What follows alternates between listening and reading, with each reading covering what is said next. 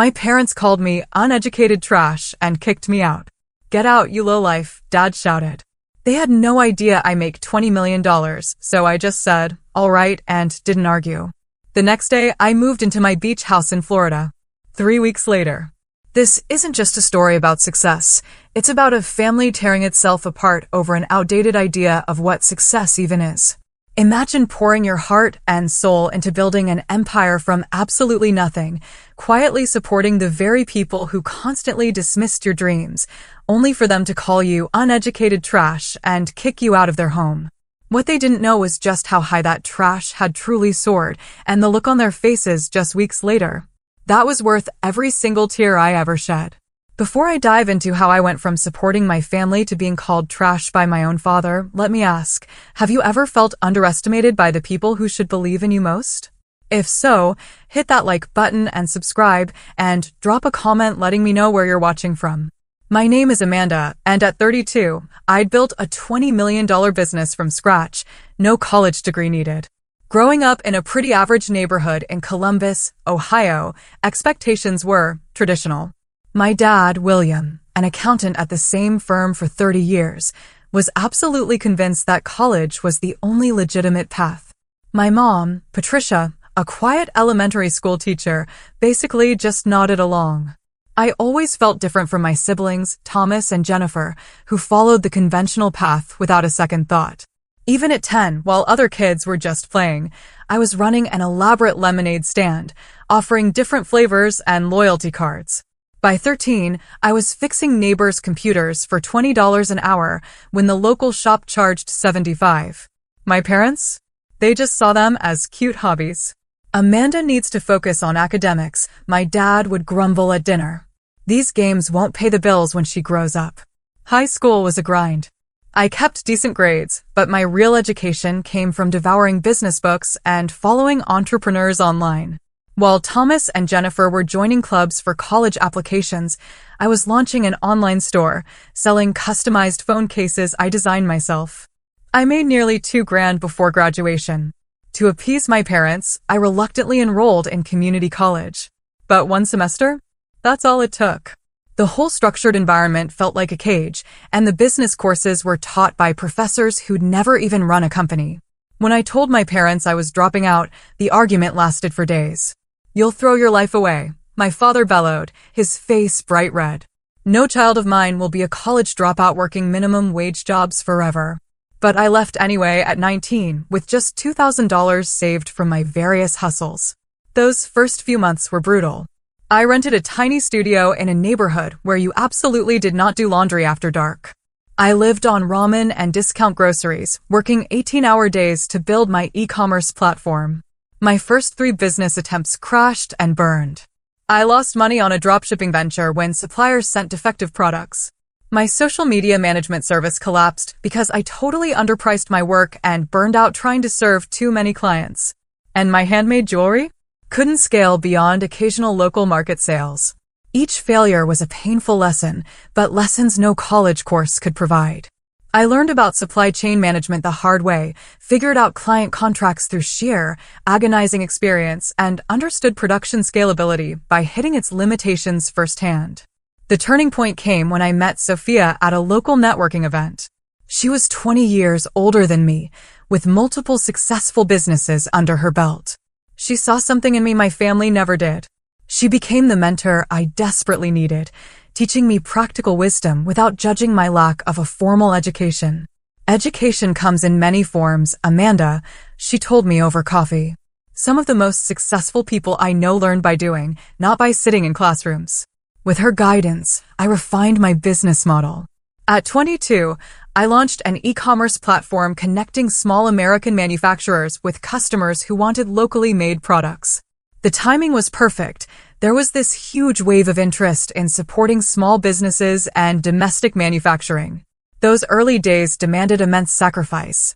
I converted half my tiny apartment into a makeshift office, sleeping on a futon that doubled as my couch.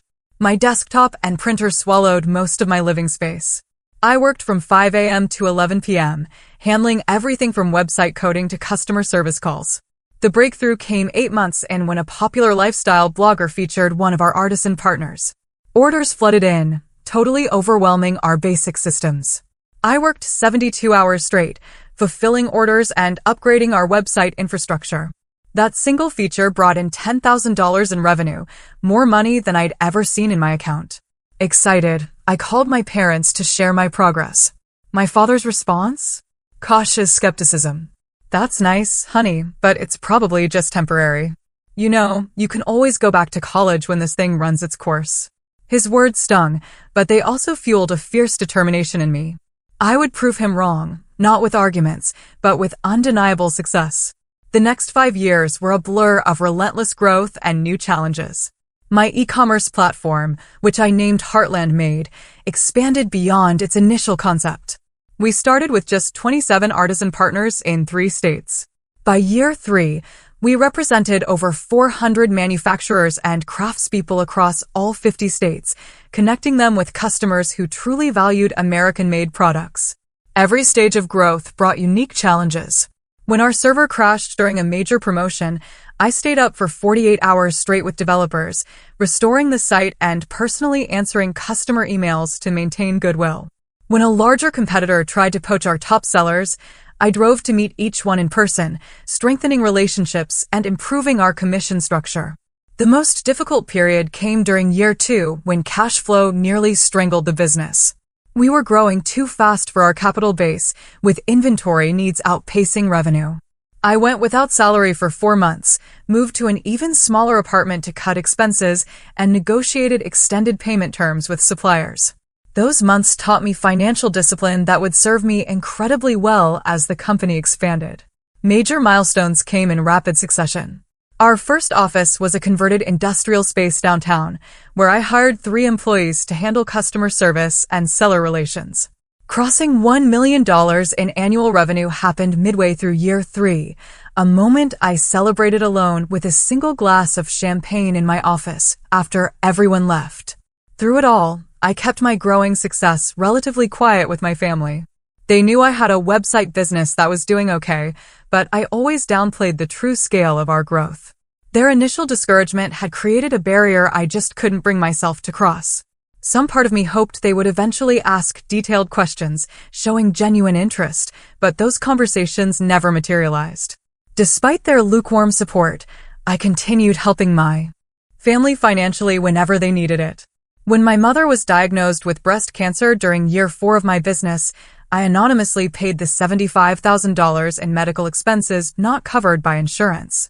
My father mentioned an insurance settlement that had saved them from medical debt, never suspecting the source. My brother Thomas faced challenges with the down payment for his first house. His bank account fell $40,000 short. I created a family loan through a separate account, making it appear as though it came from a distant uncle. He accepted the money readily, but continued making comments about getting a real job with benefits whenever we discussed my career. My sister Jennifer had dreamed of a perfect wedding since childhood. When her fiancé, Daniel, lost his job 6 months before the ceremony, I covered the $50,000 shortfall for the venue and catering. Jennifer knew the money came from me, but she minimized my contribution at family gatherings, referring to my little website business that was having a good year. The disconnect between my actual success and my family's perception created an increasingly painful internal conflict. By day, I was leading strategy meetings for a multi-million-dollar company, making decisions affecting hundreds of partner businesses, and negotiating with major retail chains for exclusive collections. By night, I was fielding texts from family members who still treated me like the college dropout who got lucky with an internet thing. My company headquarters expanded to a full floor in a downtown office building, with 38 full-time employees and a robust internship program. Our valuation reached $20 million after a profile in Business Insider brought attention from several investors. I maintained majority ownership, turning down acquisition offers that would have made me wealthy but cost me control of my vision. As my father's 60th birthday approached, I made a decision. It was time. Time to be honest about my success. Not to boast, but to finally break through the misconceptions and perhaps, just perhaps, gain the respect I had been seeking for years. I purchased a substantial gift, a fully paid retirement investment account. I planned to present it along with the truth about my business at his birthday dinner. The night before, I rehearsed what I would say. I was no longer the uncertain 19-year-old seeking approval.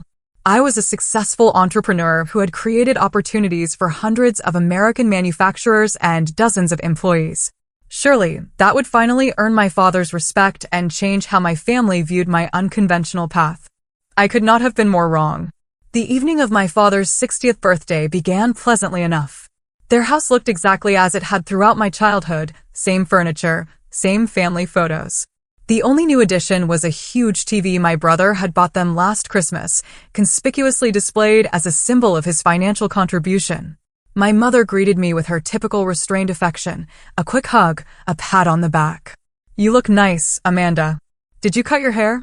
It was the same haircut I'd had for 3 years. Thomas arrived with his wife, Heather, both immaculately dressed in business casual that subtly screamed their upper-middle-class status. Jennifer and Daniel came shortly after, with Jennifer immediately launching into stories about her recent promotion at the accounting firm where she followed in our father's footsteps. "The partners are already hinting I might make junior partner next year," she announced, arranging appetizers, youngest in firm history. Throughout the pre-dinner conversation, my career received not a single inquiry. When Daniel briefly mentioned an article about e-commerce growth, my brother quickly steered the conversation toward his son's Little League achievements.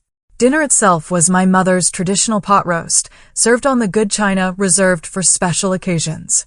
My father sat at the head of the table, accepting compliments about his youthful appearance with practiced modesty. "65 looks good on you, Dad," Thomas said, raising his glass. "Here's to another 20 years at least." The moment felt right as dessert was served. I had waited patiently through discussions of neighborhood gossip, Thomas's children's accomplishments, and Jennifer's upcoming vacation plans. No one had asked a single question about my life or business. "Dad, Mom, everyone," I began, my heart racing despite my outward composure. "I wanted to share some news about my company." My father nodded absently, already reaching for another slice of birthday cake. "Heartland Made was recently valued at $20 million, I continued. "We've received several acquisition offers, and I've been featured in Business Insider and Entrepreneur magazine last month."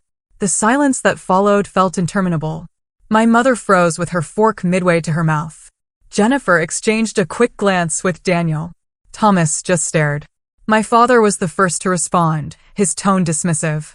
"What exactly does that mean, Amanda? These internet businesses use all sorts of funny math to come up with these valuations."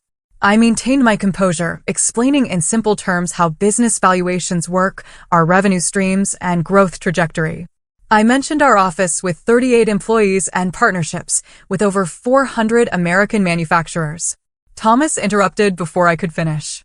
"So, you got lucky with this online thing. That's great, but some of us have been building real careers with actual qualifications." He emphasized the word qualifications while glancing at his wife, who nodded in agreement. "It's not luck," I responded calmly. "It's 7 years of working 18-hour days, solving complex problems, and building something meaningful. We've helped save dozens of American manufacturing businesses that were on the verge of closing." My mother finally spoke, her voice tentative. "That sounds impressive, dear. Though I still wish you had finished your degree. Even with this business, education is important." I felt my patience wearing thin but pressed on. "Actually, I brought something for Dad." I handed him an envelope containing documentation for the retirement account I had funded. "I wanted to ensure you both have a comfortable retirement." My father opened the envelope, his expression darkening as he realized what he was looking at. Rather than gratitude, his face flushed with something that looked remarkably like anger. "What is this supposed to be? Some kind of charity?" He dropped the papers onto the table.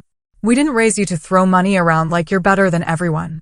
"That's not my intention at all," I explained. "I just wanted to help, the same way I helped with Mom's medical bills, Thomas's house down payment, and Jennifer's wedding." 3 heads snapped up simultaneously.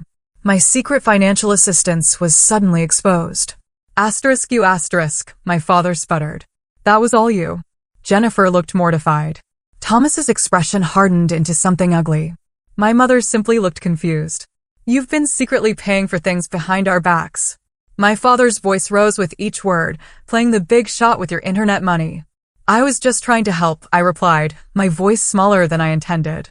I never wanted recognition. I just wanted to support the family. Support?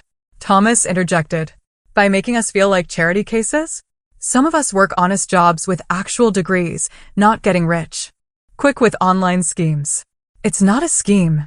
I insisted, feeling the conversation spiraling beyond my control.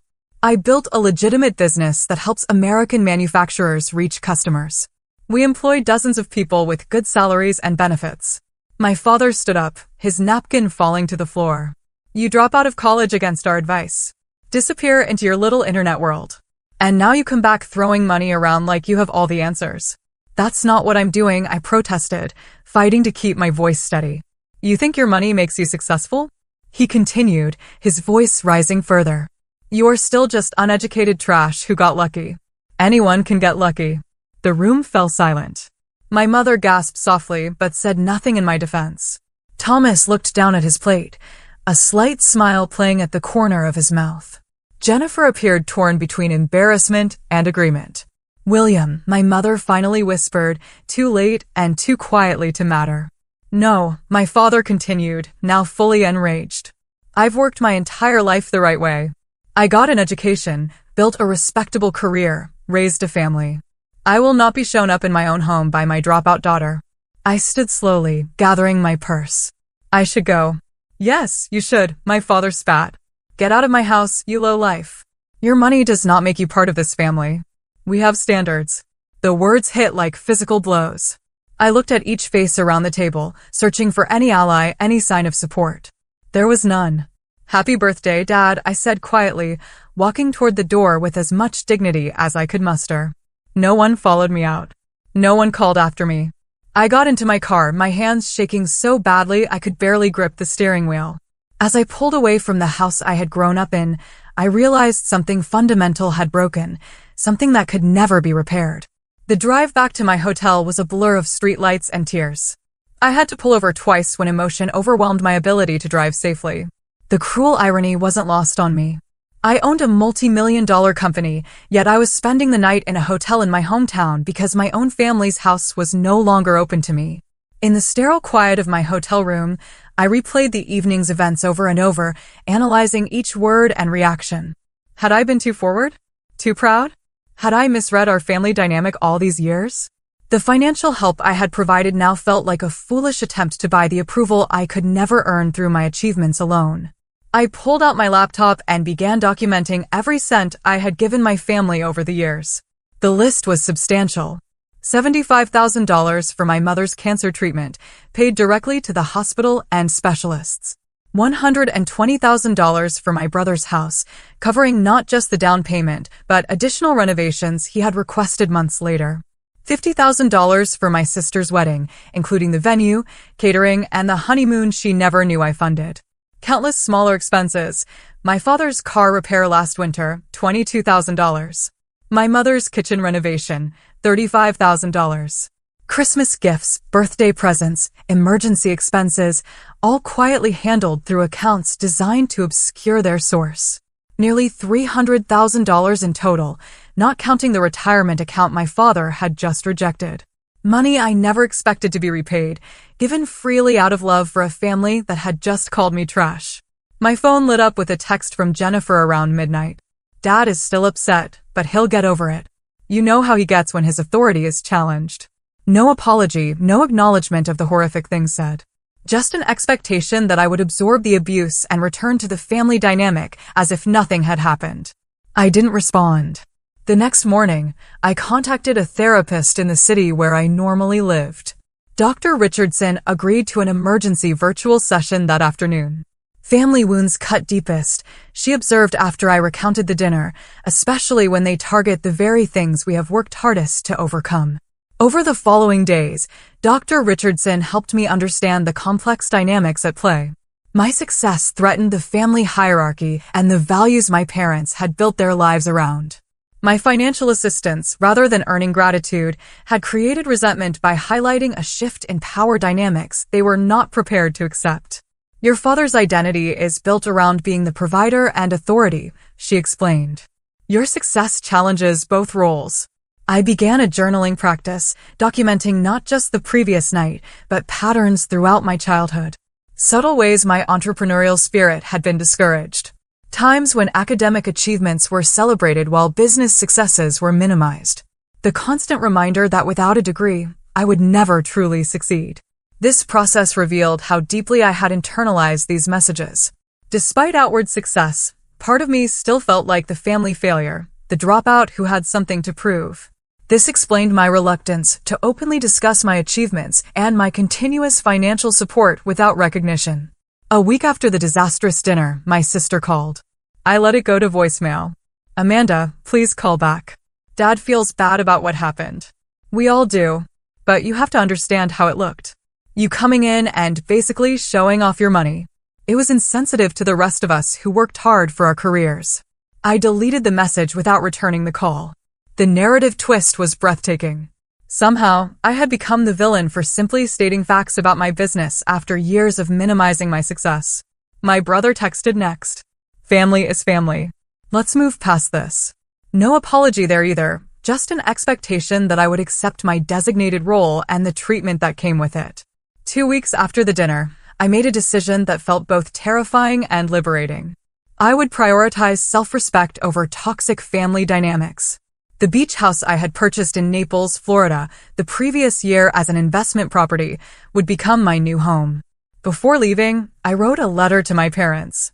Not an angry tirade, but an honest expression of hurt and disappointment. Dear Mom and Dad, it began. I have spent years seeking your approval and respect. I have supported our family financially while downplaying my success to avoid making anyone uncomfortable. Despite building a $20 million company that helps preserve American manufacturing jobs, I have been made to feel like the family failure because I chose a different path than the one you prescribed. When Dad called me uneducated trash and a low life, it revealed how you truly see me. No amount of success will ever change that perception. I cannot continue to participate in a relationship where my worth is measured by credentials rather than character and achievement. I will always love you both, but I need to create distance for my own well-being. I hope someday we can rebuild our relationship on a foundation of mutual respect. Love, Amanda. I sealed the letter and mailed it from the post office personally. No response came in the days that followed. With the help of my executive assistant, I arranged for my personal belongings in Ohio to be packed and shipped to Florida. I instructed her to donate most of my furniture and clothing to local charities, wanting a fresh start with minimal baggage, both literal and figurative. My company could be run remotely with occasional trips back for important meetings. The leadership team I had built over the years was strong enough to handle day-to-day operations without my physical presence. As I boarded the plane to Florida, I felt a complex mixture of grief and freedom. The family I had tried so desperately to please was behind me, but so was the burden of seeking approval I would never receive. Naples, Florida, greeted me with warm sunshine and salt-scented air. A stark contrast to the gray Ohio winter I had left behind. My beach house stood on a quiet stretch of shoreline, a modern 2-story structure with floor-to-ceiling windows facing the Gulf of Mexico. I had purchased it as an investment property the previous year, but had only visited twice for brief vacations. The property felt impersonal when I first arrived, like an upscale hotel rather than a home. The real estate agent had handled the furnishing with standard luxury vacation home decor, attractive but soulless. Making this house truly mine became a form of therapy. I started with the primary bedroom, replacing the generic beige bedding with handcrafted quilts from one of my Heartland-made artisans in North Carolina. The mass-produced art came down, replaced with original pieces from emerging American artists I had discovered through the business. Each morning, I woke to the sound of waves and the sight of authentic creativity surrounding me. The kitchen transformation came next. I installed open shelving to display handmade pottery from our Vermont and New Mexico partners. The industrial-grade appliances remained, but now colorful hand-woven textiles and locally crafted wooden serving boards warmed the space. Establishing routines became essential to my healing process. Each morning began with a sunrise walk along the beach, bare feet in the cool sand, collecting shells and watching dolphins arc through the waves offshore. I found a local coffee shop run by a Cuban-American family where I became a regular, greeted by name rather than order. Running the business remotely proved easier than anticipated. Video conferences replaced in-person meetings, and our established systems functioned smoothly with minimal adjustment. Without the daily commute and office distractions, I found myself more productive, making clearer decisions from my peaceful new headquarters. My executive team visited after the first month, spending 3 days in strategic planning sessions on my oceanfront deck. Several commented on the positive change they noticed in my leadership style. "You seem more centered, Marcus," my operations director observed, "more confident in your decisions." He was right. Without the undercurrent of seeking family approval, my business instincts flowed more naturally. I trusted my judgment without the shadow of my father's criticism hanging over each choice. Community involvement became another anchor in my new life. I joined the local chamber of commerce and a business women's networking group. Unlike in my hometown, where I had downplayed my success, here, I was open about my company and achievements. The respect came naturally, without the baggage of who I had been before my success. I befriended Eliza, the owner of a local art gallery, who introduced me to her circle of friends. These were accomplished women in their 30s and 40s who valued each other for present achievements rather than past credentials. Our weekly dinner gatherings became a highlight, filled with laughter and conversations that never once included questions about my education or suggestions that I had merely gotten lucky. Then came the unexpected visit. 3 weeks into my Florida residence, my brother Thomas arrived unannounced at my door one Saturday afternoon. "Nice place," he said, whistling as he surveyed the ocean view from my living room. "Really nice." His appearance was jarring in my new sanctuary. He looked out of place in his button-down shirt and pressed khakis amid my casual coastal decor. "What brings you to Florida, Thomas?" I asked, not offering a drink or a seat. "Family," he replied, with the same confident smile he had used to charm our parents since childhood. "And I could use some advice about an investment opportunity, possibly a loan to get in on the ground floor."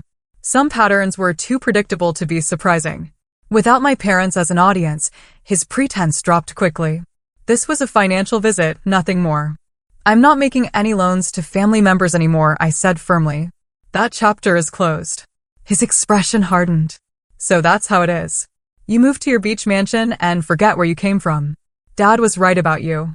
"Dad called me uneducated trash and kicked me out of his house," I reminded him. "Is that what you came here to reinforce?" Thomas backpedaled quickly. "He didn't mean it like that. You know how he gets. Family fights happen."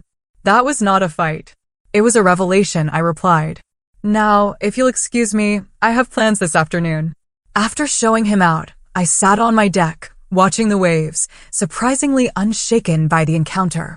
The boundaries I was establishing felt right, even if they were painful to implement.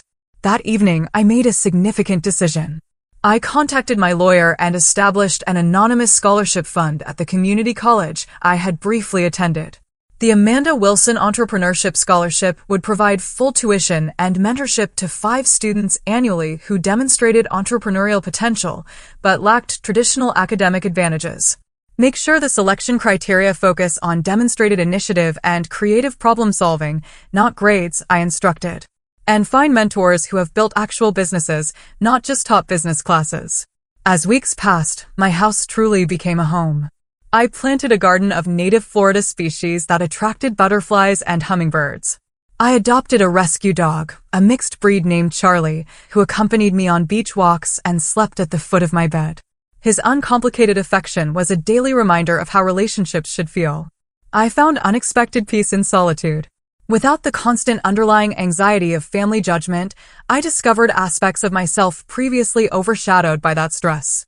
I took a pottery class at a local studio, terrible at it, but enjoying the meditative process. I tried paddleboard yoga, spending more time in the water than on the board, but laughing through each attempt. 3 weeks turned into a month, then 6 weeks. The pain of family rejection remained, but it transformed into something less acute, more like an old injury that occasionally ached rather than a fresh wound. I was building something new here, not just a home, but an authentic life aligned with my values rather than someone else's expectations. Then came the unexpected development that would bring my family story full circle in ways I never anticipated. The Naples Business Journal was not a publication I normally read, but Eliza texted me early one morning, insisting I pick up a copy. Page 3. You're going to want to see this. The feature article profiled local business owners making an impact beyond Florida. There I was, photographed on my deck with the Gulf of Mexico behind me, under the headline, E-commerce innovator brings multi-million-dollar business to Naples. The journalist had done her research, detailing Heartland Made's growth from startup to $20 million valuation, our impact on American manufacturing, and my recent entrepreneurship scholarship. Foundation. I didn't authorize this, I told Eliza when she called to congratulate me. Public records, she explained. Property transfers, business registrations. Once they knew you were here, the rest was easy to piece together. Besides, it's a great article. She was right. The piece was well-researched and flattering, focusing on business accomplishments rather than personal details. I thought little more about it until the following week, when my phone began lighting up with social media notifications. The article had been picked up by several larger business publications, then shared extensively through LinkedIn and Facebook. Former high school classmates suddenly remembered our friendship. Teachers claimed they had always seen my potential. Most surprising were the messages from several small business owners in my hometown, thanking me for representing what was possible without following traditional paths. You inspired me to finally launch my business, wrote one former classmate. If you could build something so substantial without a fancy degree, maybe my idea has merit too. The local newspaper in my hometown even ran a condensed version of the article with an additional angle. Local entrepreneur makes national impact. The irony was not lost on me. The same community that had subtly reinforced my parents' disappointment now celebrated me as a hometown success story. Through this ripple effect of publicity, my family inevitably discovered the full extent of my success. The first sign came as a friend request from my cousin Susan, followed by several other extended family members who had previously shown little interest in my life. Then came the text from my mother. Saw the article about your company. Very impressive, dear. Dad and I are so proud. No mention of his cruel words, no acknowledgement of the rift, just a casual claim of pride that had been notably absent when I sat at their dinner table. My father's voice message arrived the next day, his tone artificially jovial. Amanda, big news about your company in the paper. Always knew you had it in you. There seems to have been a misunderstanding last time we spoke. Call me back when you can. A misunderstanding. That was how he characterized calling his daughter uneducated trash and ordering her out of his house. 3 days later, my mother texted again. We are thinking of visiting Florida next month. Would love to see your new place. Let us know if that would work for you. The message landed like a stone in my stomach. 6 weeks of healing, of building a new life free from their judgment. And now they wanted to simply appear at my doorstep as if nothing had happened. I didn't respond immediately, instead scheduling an emergency session with Dr. Richardson. You have several options, she advised after listening to my concerns. You can decline the visit entirely. You can agree, but set strict boundaries about what you will and will not discuss.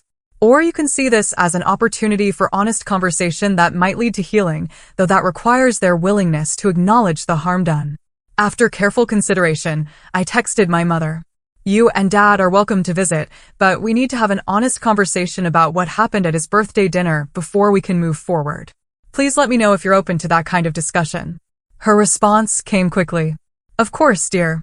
We just want to put this behind us and be a family again. The phrasing troubled me, that desire to put this behind us without addressing it directly, but I confirmed dates for their visit the following month. As the day approached, I prepared both practically and emotionally. I arranged for them to stay in a nearby hotel rather than my home, preserving my personal space. I role-played difficult conversations with Dr. Richardson, practicing setting boundaries without becoming defensive. My parents arrived on a sunny Tuesday afternoon. I met them at a beachfront restaurant for lunch, a public setting that would help moderate the initial interaction. They looked smaller, somehow less intimidating than they had in Ohio. My father's confident posture seemed diminished. My mother more nervous than I remembered. They both dressed formally despite the coastal setting, my father in a button-down shirt and slacks, my mother in a structured dress better suited to church than beach dining. This place is something else, my father said, gesturing at the turquoise water visible through the restaurant windows. You've done well for yourself, Amanda. The slight emphasis on for yourself did not escape me, the implication that my success existed in isolation from family values. Thank you, I replied, simply, not filling the awkward silence that followed. My mother jumped in with small talk about their flight, the weather, how different Florida was from Ohio. I responded politely, but didn't help carry the conversation. Finally, after our food arrived, my father cleared his throat. About what happened at my birthday dinner, you called me uneducated trash and a low life, I stated calmly. You told me to get out of your house, and that my money did not make me part of the family. His face flushed. I was surprised by the news about your business. It caught me off guard. I may have overreacted. Not an apology. An excuse. I need to understand, I continued, maintaining eye contact. Was that reaction about me sharing my success, or about learning I had been helping the family financially? Both felt like you were showing off, my mother interjected. Like you were saying you're better than us now. I never said or thought that, I replied. I spent years hiding my success to avoid making anyone uncomfortable. I helped financially because I could, and I wanted to support the family I love. My father shifted uncomfortably. Well, the way you presented it was very forward, and finding out you were behind those other things, it felt like charity we never asked for. The conversation continued in this vein throughout lunch. No genuine apology emerged, only justifications and attempts to minimize the severity of what had transpired. The subtext became increasingly clear. They were here because my public success made rejecting me socially awkward, not because they had reconsidered their assessment of my worth. As we finished our meal, I made a decision. I would like to show you my home. But first, I need to be very clear about something. I will not pretend the dinner never happened. I will not accept being called names or having my choices denigrated. If you want a relationship moving forward, it has to be based on mutual respect. They exchanged glances before my father nodded stiffly. That seems reasonable. When they arrived at my beach house later that afternoon, their expressions, as they took in the expansive ocean view, told me everything. This tangible evidence of my success was impossible to dismiss or minimize. The $20 million valuation was no longer an abstract number, but manifested in beachfront real estate and tasteful luxury. This is quite something, my father managed, his voice tight. Would you like a tour? I offered. As I showed them through the house, pointing out handcrafted items from Heartland-made artisans that decorated each room, I realized something profound. Their approval, which I had sought for so long, no longer held the power it once did. I was proud of this home and the business that made it possible, regardless of their reaction. This revelation was perhaps the most valuable outcome of their visit, worth more than any apology they might have offered. The conversation that followed my parents' tour of the beach house was difficult, but necessary. We sat on the deck overlooking the ocean, the setting sun painting the sky in shades of orange and pink that seemed too beautiful for such a tense discussion. I want to be clear about something, my father began, his tone more conciliatory than I had ever heard it. I am sorry for what I said at my birthday. It was uncalled for, regardless of how surprised I was. The apology, while welcome, still carried a qualification that diminished its impact. His focus remained on his experience of surprise rather than the harm his words had caused. What hurt most, I replied carefully, was that those words seemed to reveal how you truly see me despite everything I have accomplished. My mother reached across the table, not quite touching my hand, but gesturing toward it. We have always been proud of you, Amanda. We just worried about your future without a degree. My future is here, I said, gesturing to the house and the business that had made it possible. I built it without a degree, but with 7 years of working harder than most people ever will. That deserves respect, not condescension.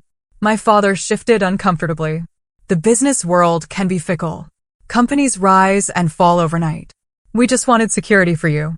I understand that concern comes from love, I acknowledged. But there's no perfect security in any path. Plenty of people with degrees struggle financially, while others without formal education thrive. What matters is recognizing there are multiple valid paths to success. The conversation continued for hours as the sun set and stars appeared over the gulf. No dramatic reconciliation occurred. No tearful group hug that magically healed decades of misunderstanding. Instead, we reached a fragile understanding, a starting point rather than a conclusion. Moving forward, I explained as the evening drew to a close, I'm open to rebuilding our relationship, but with clear boundaries. I will not accept being demeaned for my educational choices or having my success attributed to luck rather than hard work and skill. My parents agreed, though I sensed my father's reluctance in his tight smile and the way he qualified his responses. My mother seemed more genuinely receptive, perhaps recognizing for the first time the role she had played by enabling family dynamics that had caused so much pain. After they returned to Ohio, I reflected deeply on the visit and the path that had led me here. The healing process was far from complete, but significant steps had been taken. I maintained limited contact with my parents in the months that followed, brief weekly phone calls that gradually became less awkward. My relationship with my siblings evolved differently.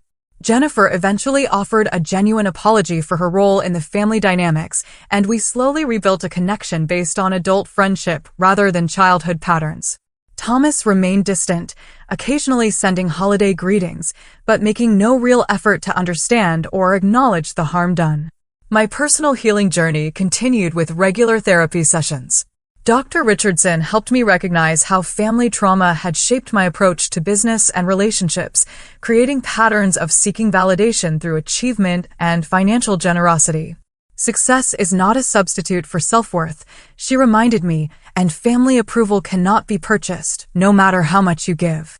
This insight led me to establish clearer boundaries in all relationships.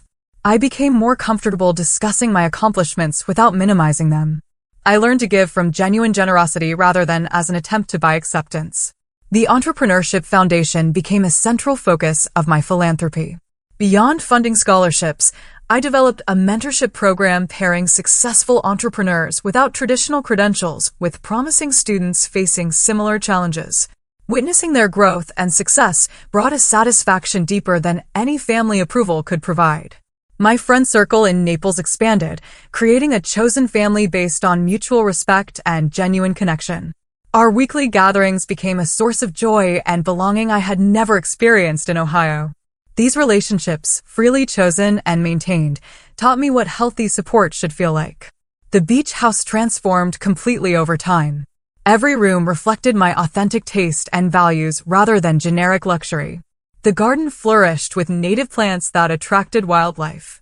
Charlie, my rescue dog, gained a companion when I adopted a second dog from the local shelter, a senior retriever named Luna, who everyone had overlooked. Running Heartland Made remotely proved so successful that I implemented flexible work policies for all employees, allowing them to work from anywhere for part of the year. Productivity increased, and employee satisfaction scores reached all-time highs. 1 year after my move to Florida, I hosted a dinner party for my new friends. As we gathered around the table on my deck, watching dolphins play in the sunset waves, I realized how completely my life had transformed. From that painful night at my parents' house to this chosen family. Eliza toasted, raising her glass, and to having the courage to prioritize respect over obligation. The sentiment captured exactly what I had learned through this journey. Family connections are valuable, but not at the cost of dignity and self-respect. Success cannot be measured solely by degrees or traditional achievements, but by the lives we touch and the positive impact we create. Most importantly, I learned that forgiveness does not require forgetting or continuing to accept harmful treatment. True forgiveness is an internal process of releasing anger and resentment while still maintaining boundaries that protect your well-being. My story is still unfolding, as all our stories are. The relationship with my parents continues to evolve, sometimes progressing, sometimes regressing to old patterns. I maintain my boundaries with compassionate firmness, accepting that complete understanding may never come, but refusing to compromise my self-worth in seeking it. If my experience offers any wisdom worth sharing, it is this: your value is not determined by others' perceptions, especially those clouded by outdated beliefs or expectations. Success comes in countless forms, often unexpected ones, and sometimes the most painful rejections lead to the most authentic and fulfilling paths forward. Have you ever had to choose between family expectations and your own path? Did you face criticism for taking an unconventional route to success? Share your experience in the comments below. Remember to like and subscribe if this story resonated with you, and hit that share button to help others who might be struggling with similar family dynamics. Thank you for listening. Take care. Good luck.